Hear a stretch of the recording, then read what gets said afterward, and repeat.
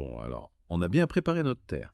On a planté nos belles semences. Maintenant, il faut savoir quels sont les ennemis qui peuvent s'attaquer à nos pommes de terre ici au Cameroun. Et il y en a plusieurs, malheureusement. Mais on va parler des plus courants.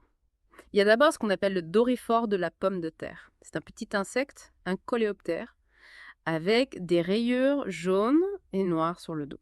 Ces bébés, les larves, mangent aussi les feuilles et peuvent même dévorer toute la plante si on ne fait rien. Ah oui, une vraie catastrophe. Et il y a aussi ces petits insectes qui sucent la sève des plantes.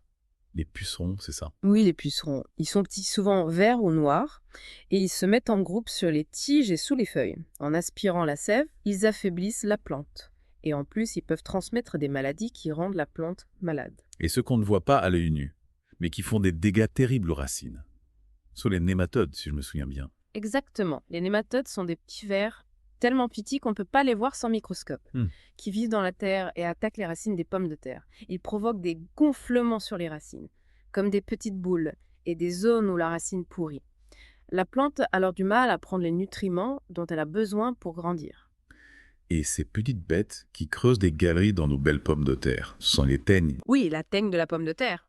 Ce sont les bébés, les larves d'un petit papillon. Ces larves se nourrissent à l'intérieur des pommes de terre. En causant des tunnels, ça rend les pommes de terre bonnes à jeter et on ne peut plus les garder longtemps.